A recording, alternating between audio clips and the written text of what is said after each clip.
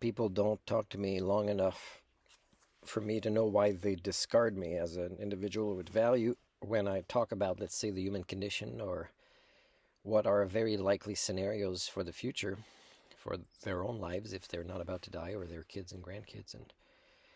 And I think they might believe or assume, although I don't verify this, that I have no value to continue the conversation with because they might think I'm a, what's it called? Nihilist? I don't know if it's even the right definition. I have to look it up. But they might think I don't care about life or I've given up on life, either as people define it, their lives, or the concept of life.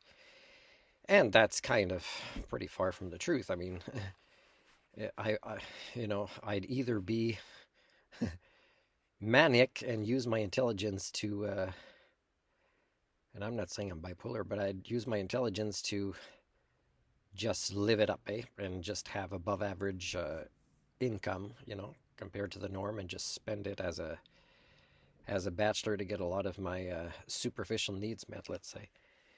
Or they might think I'm super depressed, and they don't realize that I'm not, because a super depressed person would act like this. There's actually things I think are worth fighting for, even if it's just a small likelihood that I'll have them in the future. But as a phenomenon, they're still worth fighting for. For example, being in love. It's always been a big thing for me. Um, Badminton, like, man, I don't know if I've got, like, I wrote an essay on badminton at university in one of my courses, and I was bitter at the time from the cultures over there. But still, at any time, if you ask me, I'd say in the last 20 years, and it's been more than 20 years that I play badminton. But if you ask me why I like badminton, is I gotta say it's one of the best inventions my species has come up with, and there's so much to it that makes it unique among, let's say, physical activities or sports, and how it also plays a part in developing very crucial forms of brain function as opposed to other sports. And how, for me, I mention that sometimes when I want to tutor somebody and I think there's a possibility that them and their family would participate in badminton, because then I could demonstrate, if they are in lifelong learner mode, what they can do to improve the quality of the functioning of their brain through that sport. I mean, there's a lot of things. Like, I enjoyed snowboarding, but just kind of beginner stuff that I was really relaxed with when I was at Big White one time. Just mostly, in very non-crowded situations. For me, that was a big bliss. Um, just how I feel about my body after exercise of any kind is a great, great feeling. I think there are things worth fighting for, and I do fight for them. I don't act like somebody that's got no motivation to keep, wanting to partake in, the upcoming future. I do. And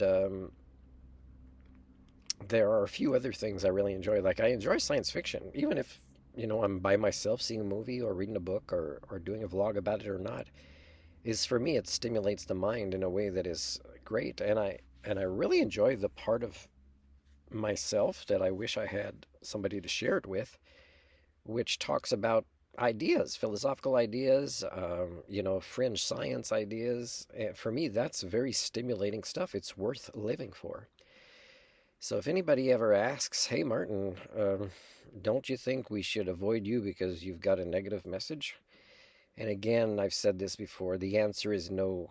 When somebody knows what I know about the future, a futurist with, not blinded by false hope, because reality is hard, but a futurist that knows it's going to get very, very hard, especially compared to what my life is right now. It's going to get much harder for, I would say, more than half of the population of the planet in the next, let's say, about 11 to 13 years from now.